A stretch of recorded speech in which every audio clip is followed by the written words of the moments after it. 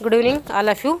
MRL study studio ಚಾನಲ್ಗೆ ತಮಗೆಲ್ಲರಿಗೂ ಸ್ವಾಗತಿಸುತ್ತಾ ಇವತ್ತಿನ ತರಗತಿಯಲ್ಲಿ ದೈಹಿಕ ಶಿಕ್ಷಣ ಪಠ್ಯಪುಸ್ತಕ 6ನೇ ತರಗತಿ ಪಾರ್ಟ್ 2 ಆಗಿರ್ತೈತಿ. ಇದು ಪಾರ್ಟ್ 1 ನಾನು ಕಂಪ್ಲೀಟಾಗಿ ಮುಗಿಸಿದ್ದೀನಿ. ಅದರಲ್ಲಿ ಪ್ರಾಯೋಗಿಕನೂ ಇದೆ, ತಾತ್ವಿಕನೂ ಇದೆ, ಥಿಯರಿ ಆ್ಯಂಡ್ ಪ್ರಾಕ್ಟಿಕಲ್ ಎರಡು ಒಟ್ಟಿಗೆ ಸೇರಿಸಿ ಹೇಳಿದ್ದೀನಿ. ಯಾರ ತರಗತಿಗಳನ್ನು ನೋಡ್ಕೊಂಡ್ರು ಆ ತರಗತಿಗಳನ್ನು ಹೋಗಿ ನೋಡ್ಕೊಳ್ಳಿ. ಇದು 6ನೇ ತರಗತಿಯ ಪಾರ್ಟ್ 2 ಆಗಿರ್ತೈತಿ.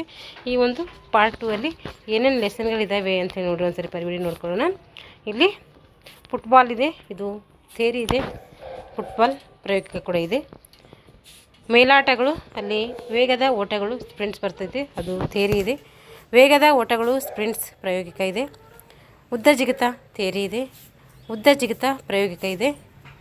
ಇಲ್ಲಿ ಯೋಗಾಸನ ಬರ್ತೈತೆ, ಸೂರ್ಯ ನಮಸ್ಕಾರ ಇದು ಥಿಯರಿ. ಪ್ರಾಯೋಗಿಕ ಸೂರ್ಯ ನಮಸ್ಕಾರ ಮತ್ತು ಆಸನಗಳು ಪ್ರಾಕ್ಟಿಕಲ್ ಇದೆ. ಆರೋಗ್ಯ ಶಿಕ್ಷಣ, ವೈಯಕ್ತಿಕ ಸುರಕ್ಷತೆ ಥಿಯರಿ ಇದೆ. ಪ್ರಥಮ ಚಿಕಿತ್ಸೆ ತಾತ್ವಿಕ ಪ್ರಾಕ್ಟಿಕಲ್ ಇದು ಥಿಯರಿ ಇದೆ. ತಾಳಬದ್ಧ ಚಟುವಟಿಕೆಗಳಲ್ಲಿ ಹಿಂದಿ ಜಿಮ್ಮು ಇದು ಪ್ರಾಕ್ಟಿಕಲ್ ಇದೆ. ಮನೋರಂಜನಾ ಆಟಗಳು ಇದು ಪ್ರಾಕ್ಟಿಕಲ್ ಇದೆ. ಹಾಗೆ ರಾಷ್ಟ್ರೀಯ ಭಾವೈಕ್ಯತೆ, ಇಲ್ಲಿ ರಾಷ್ಟ್ರಧ್ವಜ ಇದು ಥಿಯರಿ ಇದೆ. ಇಷ್ಟು ಏನಿದೆ ಅಂದರೆ ಟಾಪಿಕ್ಸ್ಗಳು ಪಾರ್ಟ್ 2 ಅಲ್ಲಿ ಬರುವಂತಹ ಲೆಸನ್ಗಳಾಗಿರ್ತವೆ. ಇವಾಗ ಮೊದಲನೇ ಲೆಸನ್ ಬಂದುಬಿಟ್ಟು ಫುಟ್ಬಾಲ್, ಇದು ಥಿಯರಿ ಇದೆ. ಈ ಒಂದು ಫುಟ್ಬಾಲ್ಗೆ ಸಂಬಂಧಪಟ್ಟಂತಹ ಏನು ಮಾಡೋಣ ಅಂತಂದರೆ ಲೆಸನ್ ತಿಳ್ಕೊಳ್ಳೋಣ. ಈ ಫುಟ್ಬಾಲಲ್ಲಿ ನಾವು ಫುಟ್ಬಾಲ್ ಆಟದ ಇತಿಹಾಸ ತಿಳ್ಕೊತೀವಿ, ಅಂಕಣದ ಅಳತೆ, ಆಟದ ಕೆಲವು ನಿಯಮಗಳು, ಇಷ್ಟು ಅಂಶಗಳು ಈ ಒಂದು ಲೆಸನಲ್ಲಿ ತಿಳ್ಕೊತೀವಿ. ಈಗ ಫುಟ್ಬಾಲ್ದು ಪೀಠಿಕೆ ನೋಡಿರಿ. ಪ್ರಪಂಚದ ಪ್ರಸಿದ್ಧ ಕ್ರೀಡೆಗಳಲ್ಲಿ ಫುಟ್ಬಾಲ್ ಕೂಡ ಒಂದಾಗಿದೆ. ಪ್ರಪಂಚದ ಪ್ರಸಿದ್ಧ ಕ್ರೀಡೆಗಳೇನು ಬರ್ತವೆ, ಕ್ರಿಕೆಟು, ಹಾಕಿ, ಫುಟ್ಬಾಲು ಇವೆಲ್ಲ ಏನು ಬರ್ತವೆ, ಅದರಲ್ಲಿ ಫುಟ್ಬಾಲ್ ಕೂಡ ಒಂದಾಗಿದೆ. ಇದು ಕಾಲಿನಿಂದ ಚೆಂಡನ್ನು ಒದೆಯುವುದರ ಮೂಲಕ ಆಡುವಂತಹ ಒಂದು ಕ್ರೀಡೆ. ಫುಟ್ಬಾಲ್ ಅಂದ್ರೆ ಫುಟ್ ಅಂದ್ರೆ ಕಾಲು, ಕಾಲಿನ ಮೂಲಕ ಆಡುವಂತಹ ಒಂದು ಕ್ರೀಡೆಯಾಗಿರ್ತದೆ. ಇದು ಮಕ್ಕಳು ಇದನ್ನು ಹೆಚ್ಚು ಇಷ್ಟಪಟ್ಟು ಆಡ್ತಾರೆ. ಈ ಒಂದು ಕ್ರೀಡೆಗೆ ಸಾಕರ್ ಅಂತ ಕೂಡ ನಾವು ಕರಿತೀವಿ. ಈ ಒಂದು ಕ್ರಿಕೆಟ್ಗೆ ಈ ಒಂದು ಕ್ರೀಡೆಗೆ, ಫುಟ್ಬಾಲ್ ಕ್ರೀಡೆಗೆ ಏನು ಕರಿತೀವಿ, ಸಾಕರ್ ಅಂತ ಕೂಡ ನಾವು ಕರಿತೀವಿ. ಕ್ರೀಡಾಪಟುಗಳು ಚೆಂಡನ್ನು ತಮ್ಮ ತಂಡದ ಸಹ ಕ್ರೀಡಾಪಟುವಿಗೆ ಪಾಸ್ ಮಾಡುವುದು, ಒದೆಯುವುದು, ಚೆಂಡಿನ ಮೇಲೆ ನಿಯಂತ್ರಣ ಹೊಂದಿ ಎದುರಾಳಿಯ ಅಂಕಣಕ್ಕೆ ಬಂದು ಗೋಲಿನೊಳಗೆ ಚೆಂಡನ್ನು ಹೊಡೆಯಲು ಪ್ರಯತ್ನಿಸೋದಕ್ಕೆ ನಾವು ಫುಟ್ಬಾಲ್ ಅಂತೇಳಿ ಕರಿತೀವಿ. ನಿಗದಿತ ಸಮಯದಲ್ಲಿ ಯಾವ ತಂಡ ಹೆಚ್ಚು ಗೋಲು ಗಳಿಸುವುದು ಅದೇ ವಿಜಯಿ ತಂಡ ಅಂತೇಳಿ ನಾವು ಘೋಷಣೆ ಮಾಡ್ತೀವಿ. ಇಲ್ಲಿ ನಾವು ಏನು ನೆನ್ಪಿಟ್ಕೋಬೇಕಂದ್ರೆ ಫುಟ್ಬಾಲ್ ಕ್ರೀಡೆಯ ಇನ್ನೊಂದು ಹೆಸರು ಯಾವುದು ಅಂತೇಳಿ ಇದು ನೆನ್ಪಿಟ್ಕೋಬೇಕು. ಈಗ ಒಂದು ಪೀಠಿಕೆಯಲ್ಲಿ ಅದನ್ನು ನೆನ್ಪಿಟ್ಕೊಂಡ್ರೆ ಸಾಕು. ಈಗ ಫುಟ್ಬಾಲ್ ಇತಿಹಾಸ, ಫುಟ್ಬಾಲ್ ಯಾವ ರೀತಿ ಬೆಳ್ಕೊಂಡು ಬಂತು ಅಂಥೇಳಿ. ಫುಟ್ಬಾಲ್ ಕ್ರೀಡೆಯು ಸುಮಾರು ಕ್ರಿಸ್ತಪೂರ್ವ 500ಗಿಂತಲೂ ಹಿಂದಿನಿಂದ ಬಂದಿದೆ. 500 ವರ್ಷಗಳ ಹಿಂದಿನಿಂದ ಈ ಫುಟ್ಬಾಲ್ ಕ್ರೀಡೆ ಬಂದಿದೆ.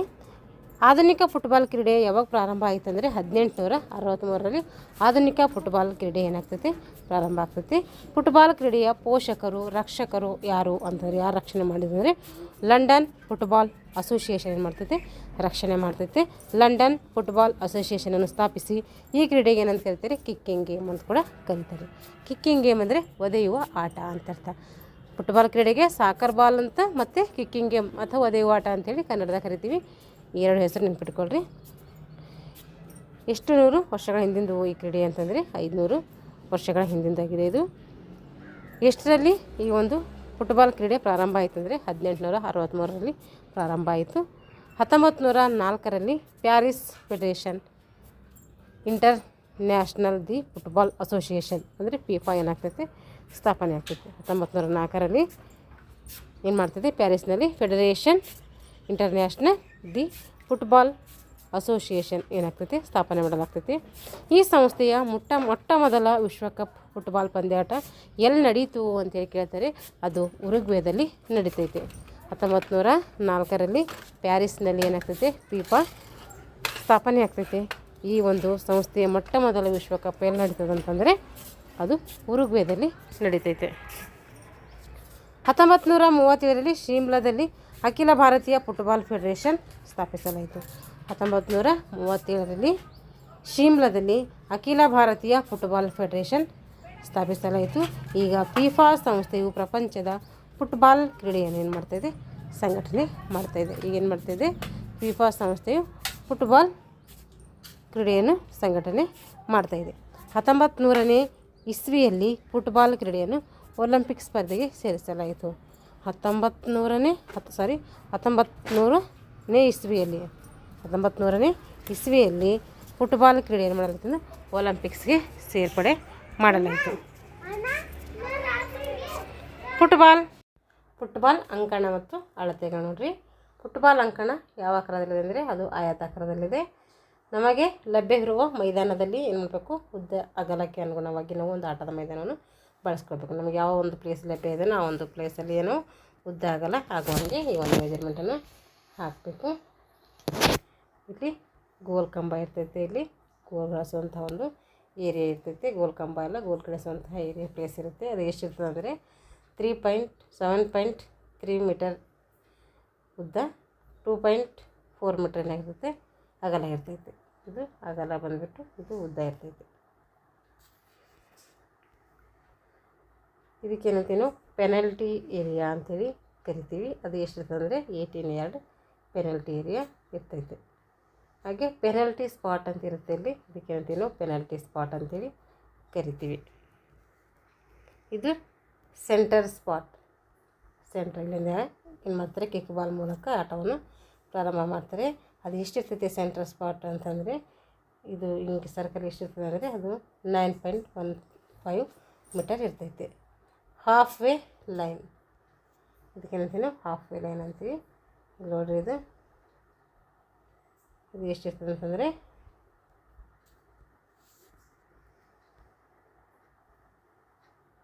ನೋಡಿರಿ ಇದು ಇಲ್ಲಿಂದ ಪೆನಲ್ಟಿ ಸ್ಪಾಟಿಂದ ಈ ಒಂದು ಬಾಕ್ಸಿಗೆ ಎಷ್ಟಿರ್ತದೆ ಅಂತಂದರೆ ಅದು 9.15 ಮೀಟರ್ ಇರ್ತೈತೆ. ಹಾಗಾದರೆ ಇಲ್ಲಿಂದ ಇಲ್ಲಿಗೆ ಎಷ್ಟಿರ್ತೈತೆ ಇದು ಅಂತಂದರೆ ಅದು 40.3 ಮೀಟ್ರ್ ಇರ್ತೈತೆ. ನೀವು ಬುಕ್ಸಲ್ಲಿ ನೀಟಾಗಿ ನೋಡ್ಕೊಳ್ರಿ. ಇದು ಮೆಜರ್ಮೆಂಟ್ ಕರೆಕ್ಟ್ ಇದೆ. ಅದರಲ್ಲಿ ನಾವು ಪ್ಲೇಸ್ ಒಟ್ಟಿಗೆ ತೋರ್ಸೋಕ್ಕಾಗ್ತಾಯಿಲ್ಲ. ಇಲ್ಲಿಂದ ಇಷ್ಟಿದೆ ಇದು ಅಗಲ ಅಂತ ನೋಡಿದ್ರೆ 16.5 ಮೀಟರ್ ಅಗಲ ಇದೆ. ಇವೆಲ್ಲ ಎಷ್ಟು ಇರ್ತದೆ ಅಂತಿದ್ರಲ್ಲ, ಇದು 1 ಮೀಟರ್ ಇರ್ತೈತೆ. ಇಲ್ಲಿಂದ ಇಲ್ಲಿಗೆ ಅದು ಎಷ್ಟಿರ್ತೈತೆ 11 ಮೀಟರ್ ಇರ್ತೈತೆ. ಹಾಗೆ ಇಲ್ಲಿಂದ ಇಲ್ಲಿಗೆ ಎಷ್ಟಿರ್ತದೆ ಅಂದರೆ ಅದು 5.5 ಮೀಟರ್ ಇರ್ತೈತೆ. ಹಾಗೆ ಇಲ್ಲಿಂದ ಇಲ್ಲಿಗೆ ಎಷ್ಟಿರ್ತದೆ ಅಂದರೆ ಅದು 11 ಮೀಟರ್ ಇರ್ತೈತೆ. ಹಾಗೆ ಇಲ್ಲಿಂದ ಇಲ್ಲಿಗೆ ಇದು ಎಷ್ಟಿರ್ತದೆ 5.5 ಮೀಟರ್ ಇರ್ತೈತೆ. ಇದಕ್ಕೇನಂತೀವಿ ನಾವು ಟಚ್ ಲೈನ್ ಅಂತೇಳಿ ಕರಿತೀವಿ. ಇದು ಇರ್ತವಲ್ಲ ಇಲ್ಲೆಲ್ಲ ಧ್ವಜ ಇಡುವಂಥ ಪ್ಲೇಸ್ ಆಗಿರ್ತೈತೆ. ಈಗ ಇದೆಲ್ಲ ಗೋಲ್ ಲೈನ್ ಆಯಿತು. ಅಂಕಣದ ಉದ್ದ ನೋಡಿರಿ, ಅಂಕಣದ ಉದ್ದ ಎಷ್ಟಿತ್ತಂದರೆ 90 ಮೀಟರ್ನಿಂದ 120 ಮೀಟರ್ ಇರ್ತೈತೆ. ಯಾರ್ಡಲ್ಲಿ ಹೇಳಬೇಕಾದ್ರೆ ಯಾರ್ಡಲ್ಲಿ ಎಷ್ಟಿರ್ತೈತಿ ಅಂತಂದರೆ ಯಾರ್ಡಲ್ಲಿ 100 ಯಾರ್ಡ್ ಅಥವಾ 130 ಯಾರ್ಡ್ ಇರ್ತೈತೆ. ಅಂಕಣದ ಅಗಲ ಎಷ್ಟಿದೆ 45 ಮೀಟರ್ನಿಂದ 90 ಮೀಟರ್ವರೆಗೆ ಇರ್ತೈತೆ. 50 ಯಾರ್ಡ್ ಅಥವಾ 100 ಯಾರ್ಡ್ ಇರ್ತೈತೆ. ಇದು ಫುಟ್ಬಾಲ್ ಕ್ರೀಡೆಯಲ್ಲಿ ಬಳಸುವ ಉಪಕರಣಗಳು ಯಾವಂದರೆ ಚೆಂಡು ಬಳಸ್ತೀವಿ, ಧ್ವಜ ಬಳಸ್ತೀವಿ, ಗೋಲ್ ಕಂಬಗಳು ಬಳಸ್ತೀವಿ, ಜಾಳಿಗೆ ಬಳಸ್ತೀವಿ, ಸೀಟಿ, ಸ್ಟಾಪ್ ವಾಚ್. ಇಷ್ಟು ಏನು ಮಾಡ್ತೀವಿ ಫುಟ್ಬಾಲ್ ಒಂದು ಕ್ರೀಡೆಯಲ್ಲಿ ಬಳಸ್ತೀವಿ. ಹಾಗೆ ಚೆಂಡಿನ ಸುತ್ತಳತೆ ಎಷ್ಟಿರ್ತಂದರೆ 68 ಸೆಂಟಿಮೀಟರಿಂದ 70 ಸೆಂಟಿಮೀಟರ್ ಇರ್ತೈತೆ. 68 ಸೆಂಟಿಮೀಟರ್ನಿಂದ 70 ಸೆಂಟಿಮೀಟರ್ ಚೆಂಡಿನ ಸುತ್ತಳತೆ ಕಂಡುಬರ್ತೈತಿ. ಚೆಂಡಿನ ತೂಕ ಎಷ್ಟಿರ್ತೈತಿ ಹಾಗಾದರೆ ಅಂತಂದರೆ 410ರಿಂದ 450 ಗ್ರಾಮ್ ಇರ್ತೈತೆ. 410ರಿಂದ 450 ಗ್ರಾಮ್ ಚೆಂಡಿನ ತೂಕ ಇರ್ತೈತೆ. ಈಗ ಗೋಲು ಕಂಬಗಳ ನಡುವಿನ ಅಗಲ ಎಷ್ಟಿರ್ತೈತೆ ಅಂತಂದರೆ ಅದು 7.32 ಮೀಟರ್ ಇರ್ತೈತೆ. ಅದಕ್ಕೆ 8 ಯಾರ್ಡ್ ಅಂತ ಕೂಡ ನಾವು ಕರಿತೀವಿ.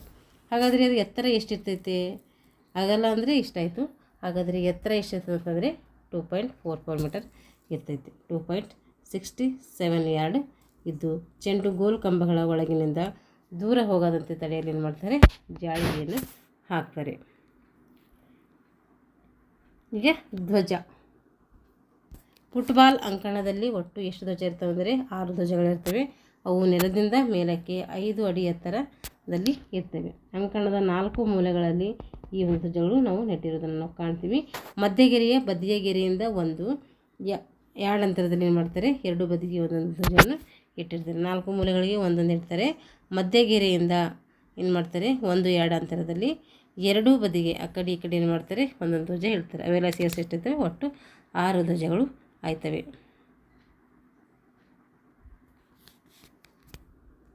ಇದಕ್ಕೇನಂತೀವಿ ಮಧ್ಯದ ಗೆರೆ ಅಂತೀವಿ. ಈ ಮಧ್ಯದ ಗೆರೆಯಿಂದ ಏನು ಮಾಡ್ತಾರೆ ಆ ಕಡೊಂದು ಈ ಕಡೊಂದು ಏನು ಮಾಡ್ತಾರೆ 2 ಧ್ವಜಗಳನ್ನು ಇಟ್ಟಿರ್ತಾರೆ. ಈ ಮೂಲೆಯಲ್ಲಿ ಒಂದೊಂದು ಇಟ್ಟಿರ್ತಾರೆ. ಈ ಮೂಲೆಯಲ್ಲಿ ಒಂದೊಂದು ಇಟ್ಟಿದ್ರೆ ಇಲ್ಲಿ ಎಷ್ಟಾಯಿತು 4 ಆಯಿತು. ಒಟ್ಟು ಟೋಟಲಿ ಎಷ್ಟಾಯ್ತು ಅಂದರೆ ಇವೆರಡು ಸೇರಿ 6 ಒಂದು ಧ್ವಜಗಳು ಆಯಿತು. ಇವಾಗ ಧ್ವಜ ಆಯಿತಲ್ಲ. ಈಗ ಫುಟ್ಬಾಲ್ ಆಟದ ಸಾಮಾನ್ಯ ನಿಯಮಗಳು. ಫುಟ್ಬಾಲ್ ಆಟ ಆಡಬೇಕಾದ್ರೆ ಯಾವ ನಿಯಮಗಳನ್ನು ಫಾಲೋ ಮಾಡಬೇಕು ಅಂತೇಳಿ ನೋಡಿರಿ. ಫುಟ್ಬಾಲ್ ಕ್ರೀಡೆಯು ಅಭಿವೃದ್ಧಿ ದೃಷ್ಟಿಯಿಂದ ಪ್ರತಿಯೊಬ್ಬ ಆಟಗಾರನು ಏನು ಮಾಡ್ತಾನೆ ಈ ಕ್ರೀಡೆಯ ಸಾಮಾನ್ಯ ನಿಯಮವನ್ನು ಏನು ಮಾಡ್ತಾನೆ ಪಾಲಿಸ್ತಾನೆ. ಒಂದು ತಂಡದಲ್ಲಿ ಗರಿಷ್ಠ 16 ಜನ ಆಟಗಾರರಿರ್ತಾರೆ. ಅದರಲ್ಲಿ ಪ್ರತಿ ತಂಡದಿಂದ 11 ಜನ ಮಾತ್ರ ಏನು ಮಾಡ್ತಾರೆ ಮೈದಾನದಲ್ಲಿ ಆಡಲಿಕ್ಕೆ ನರ್ತದಲ್ಲಿ ಅವಕಾಶವನ್ನು ಇರ್ತೈತೆ. ಟಾಸ್ ಗೆದ್ದವರು ತಮ್ಮ ಸಂರಕ್ಷಣೆಯ ಅರ್ಧ ಅಂಕಣ ಆಯ್ಕೆ ಮಾಡ್ಕೋಬೇಕು. ಟಾಸ್ ಯಾರು ಗೆದ್ದಿರ್ತಾರೆ ಅವರು ಏನು ಮಾಡ್ತಾರೆ ತಮ್ಮ ಸಂರಕ್ಷಣೆಯ ಅರ್ಧ ಅಂಕಣ ಆಯ್ಕೆ ಮಾಡ್ಕೊಳ್ಬೋದು. ಅಥವಾ ಚೆಂಡನ್ನು ಕಿಕ್ ಆಫ್ ಅಥವಾ ಜೊತೆಗಾರನಿಗೆ ಪಾಸ್ ಮಾಡುವುದರ ಮೂಲಕ ಏನು ಮಾಡ್ಬೋದು ಆಟವನ್ನು ಪ್ರಾರಂಭಿಸಬಹುದು. ಇಲ್ಲಿ ಪಂದ್ಯವು 45 ನಿಮಿಷಗಳ 2 ಅವಧಿಯಾಗಿರ್ತೈತೆ. 2 ಅವಧಿ ಇರ್ತದೆ. ಹೌದು, ಒಂದು ಅವಧಿ ಎಷ್ಟಂದರೆ 45 ನಿಮಿಷ ಇರ್ತೈತೆ. ಮಧ್ಯದಲ್ಲಿ 15 ನಿಮಿಷ ಏನಿರ್ತೈತೆ ವಿಶ್ರಾಂತಿ ಇರ್ತೈತೆ. ಪಂದ್ಯವು ಮಧ್ಯರೇಖೆಯಿಂದ ಹೆಂಗೆ ಸ್ಟಾರ್ಟ್ ಆಗ್ತದೆ ಅಂತ ಕೇಳಿದರೆ ಮಧ್ಯರೇಖೆಯಿಂದ ಕಿಕ್ ಆಫ್ ಮೂಲಕ ಏನಾಗ್ತೈತೆ ಪಂದ್ಯವನ್ನು ಪ್ರಾರಂಭಿಸಬಹುದು. ನಾವು ಯಾವ್ದು ಮಾಡೋದ್ರ ಮೂಲಕ ಕಿಕ್ ಆಫ್ ಮಾಡುವುದರ ಮುಖಾಂತರ. ಚೆಂಡು ಕೈಗೆ ತಾಕಿದರೆ ಅದಕ್ಕೇನಂತೀವಿ ಫೌಲ್ ಅಂತೇಳಿ ಕರಿತೀವಿ. ಚೆಂಡು ಗೋಲು ಕಂಬಗಳ ಮಧ್ಯದಿಂದ ಸಂಪೂರ್ಣವಾಗಿ ಒಳಗೆ ಹೋದರೆ ಅದಕ್ಕೇನಂತೀವಿ ನಾವು ಚೆಂಡು ಏನು ಮಾಡ್ತೈತೆ ಗೋಲ್ ಕಂಬಗಳ ಮಧ್ಯದಿಂದ ಸಂಪೂರ್ಣವಾಗಿ ಒಳಗೆ ಹೋದರೆ ಅದನ್ನೇನಂತೀವಿ ಗೋಲ್ ಅಂತೇಳಿ ಕರಿತೀವಿ.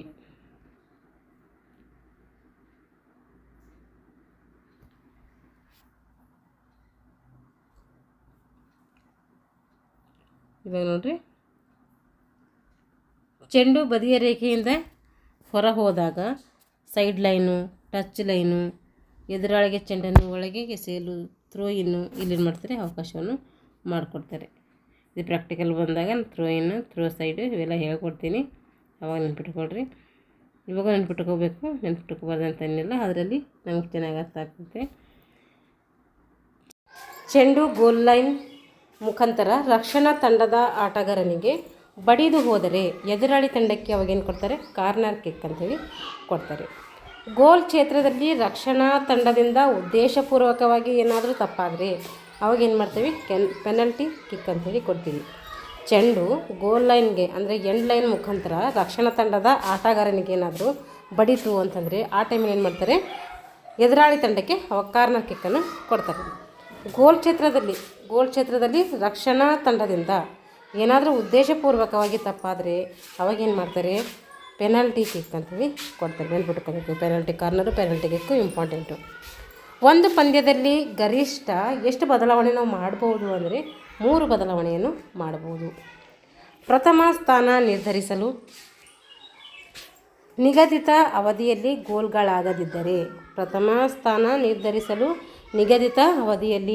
ಗೋಲ್ಗಳಾಗದಿದ್ದರೆ ಅಥವಾ ಗೋಲ್ ಸ್ಕೋರ್ ಸಮವಾಗಿದ್ದರೆ 15 ನಿಮಿಷಗಳ ಹೆಚ್ಚಿನ ಅವಧಿಯ ಆಟಕ್ಕೆ ಏನು ಮಾಡ್ತಾರೆ ಅವಕಾಶ ಮಾಡಿಕೊಡ್ತಾರೆ. ಪ್ರಥಮ ಸ್ಥಾನ ನಿರ್ಧರಿಸಲು ನಿಗದಿತ ಅವಧಿಯಲ್ಲಿ ಏನಾದರೂ ಗೋಲ್ ಆಗಲಿಲ್ಲ ಅಂತಂದರೆ ಆವಾಗೇನು ಮಾಡ್ತಾರೆ ಅಂದರೆ ಗೋಲ್ ಸ್ಕೋರ್ ಸಮವಾಗಿದ್ದರೆ 15 ನಿಮಿಷಗಳು ಏನು ಮಾಡ್ತಾರೆ ಹೆಚ್ಚಿನ ಅವಧಿಯ ಆಟಕ್ಕೆ ಕೊಡ್ತಾರೆ. ಅದರಲ್ಲಿಯೂ ಸಮ ಗೋಲ್ಗಳಾದರೆ ಮತ್ತು ಸಮ ಆದರೆ ಅವಾಗೇನು ಮಾಡ್ತಾರೆ 5 ಕಿಕ್ಗಳ ಪೆನಲ್ಟಿ ಮಾರ್ಕ್ನಿಂದ ಕಿಕ್ ನಿಯಮವನ್ನು ಏನು ಮಾಡ್ತಾರೆ ಅಳವಡಿಸ್ತಾರೆ. ಆಗಲೂ ಪಂದ್ಯ ಏನಾದರೂ ನಿರ್ಣಾಯಕವಾಗದಿದ್ದರೆ ಅವಾಗೇನು ಮಾಡ್ತಾರೆ ಒಂದು ಗೋಲ್ಗಳ ಸಡನ್ ಡೆತ್ತನ್ನು ಕೊಡ್ತಾರೆ. ಈಗ ನೋಡಿ, ಇಲ್ಲಿ ಪ್ರಥಮ ಸ್ಥಾನ ನಿರ್ಧರಿಸೋದು ಫಸ್ಟು ಒಂದು ಸ್ಥಾನ ನಿರ್ಧರಿಸಬೇಕಾದ್ರೆ ಅವಾಗೇನು ಮಾಡ್ತಾರೆ ನಿಗದಿತ ಅವಧಿಯಲ್ಲಿ ಏನಾದರೂ ಗೋಲು ಆಗದಿದ್ದರೆ ಅಥವಾ ಗೋಲ್ ಏನಾದರೂ ಸಮ ಆಗಿದ್ರೆ ಅವಾಗೇನು ಮಾಡ್ತಾರೆ 15 ನಿಮಿಷಗಳು ಹೆಚ್ಚಿನ ಆಟವನ್ನು ಆಡಲಿಕ್ಕೆ ಅವಕಾಶ ಮಾಡಿಕೊಡ್ತಾರೆ. ಆವಾಗೂ ಕೂಡ ಏನಾಗಲಿಲ್ಲ ಎಂಡ್ ಆಗಲಿಲ್ಲ ಅಲ್ಲೂ ಕೂಡ ಸಮವಾದವು ಅಂದರೆ ಅವಾಗೇನು ಮಾಡ್ತಾರೆ 5 ಕಿಕ್ಗಳು ಕೊಡ್ತಾರೆ.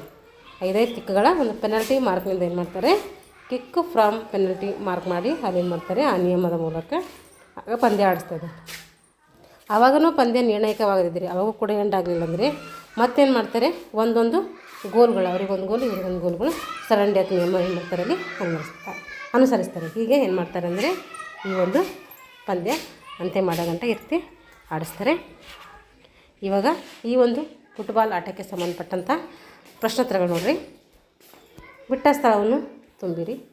ಫುಟ್ಬಾಲ್ ಕ್ರೀಡೆಯ ಇನ್ನೊಂದು ಹೆಸರು ಏನು ಅಂದರೆ ಅದಕ್ಕೆ ಕಿಕ್ ಬಾಲ್ ಅಂತ ಕರಿತೀವಿ, ಸಾಕರ್ ಬಾಲ್ ಅಂತ ಕರಿತೀವಿ. ಕಿಕ್ ಬಾಲ್ಗೆ ಒದೆಯುವ ಚೆಂಡು ಅಂತ ಕೂಡ ನಾವು ಕರಿತೀವಿ. ಇಲ್ಲಿ ಸಾಕರ್ ಅಂತೇಳಿ ನೀವು ಬರೀಬೇಕು.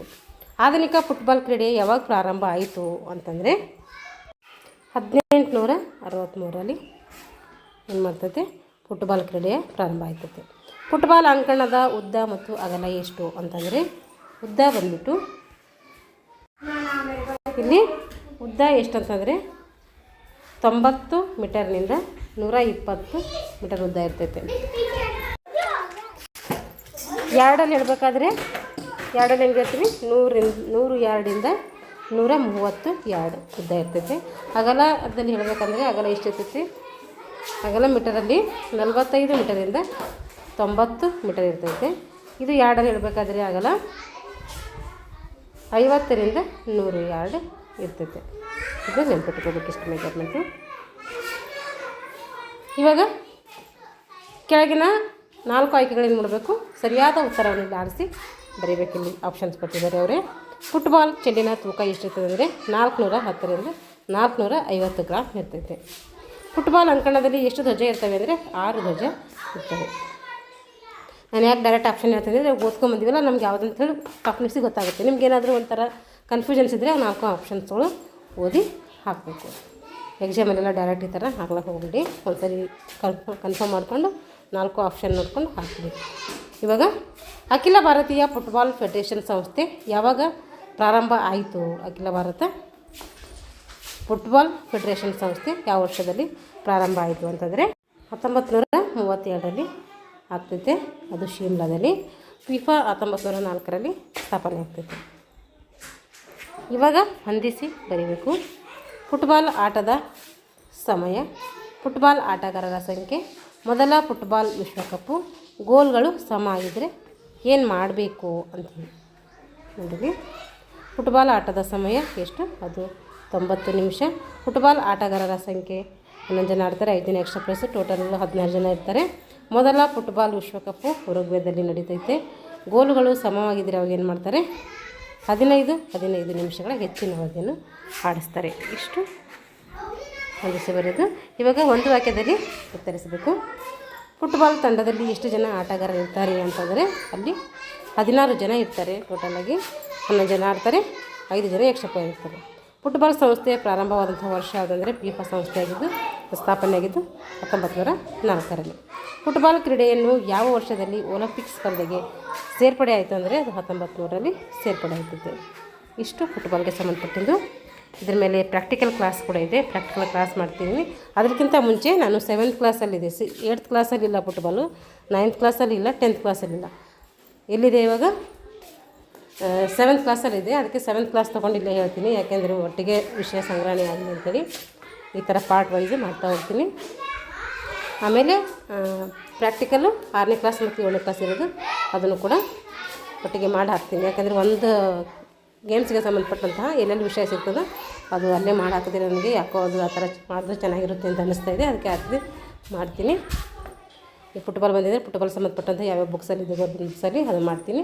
ಇವಾಗ ಕಬಡ್ಡಿ, ಖೋ ಖೋ ಈ ರೀತಿ ಬೇರೆ ಬೇರೆ ಗೇಮ್ಸೇ ಬರ್ತಾವಲ್ಲ, ಆ ಒಂದು ಗೇಮ್ಸ್ಗೆ ಸಂಬಂಧಪಟ್ಟಂತಹ ಬೇರೆ ಬೇರೆ ಬುಕ್ಸಲ್ಲಿ ಅಂದರೆ 8th ಇದು 6th 10th ಗಂಟೆ ಯಾವ್ಯಾವ ಬುಕ್ಸಲ್ಲಿದ್ದೇನೋ ಅವಷ್ಟು ಅದು ಎಲ್ಲ ಕಲೆಕ್ಟ್ ಮಾಡ್ಕೊಂಡು ಒಂದೇ ಕಡೆ ವಿಡಿಯೋ ಮಾಡಿ ಹಾಕಬೇಕು ಅಂತ ನಾನು ಅಂದ್ಕೊಂಡಿದ್ದೀನಿ. ಆ ರೀತಿಯೇ ಹಾಕ್ತಾ ಹೋಗ್ತೀನಿ. ಯಾರೆಲ್ಲ ಒಂದು ದೈಹಿಕ ಶಿಕ್ಷಕರು ನಿಮ್ಮ ಕತೆಗೆ ಪೂರ್ವ ಸಿದ್ಧತೆ ಮಾಡ್ಕೊತಿದ್ರು ಅವರೇ ತರಗತಿಯನ್ನು ಬಳಸ್ಕೊಳ್ಳಿ ಅಂತ ಹೇಳ್ತಾ ಇಲ್ಲಿಗೆ ತರಗತಿಯನ್ನು ಮುಗಿಸ್ತಾ ಇದ್ದೀನಿ. ಎಲ್ಲರಿಗೂ ಧನ್ಯವಾದಗಳು.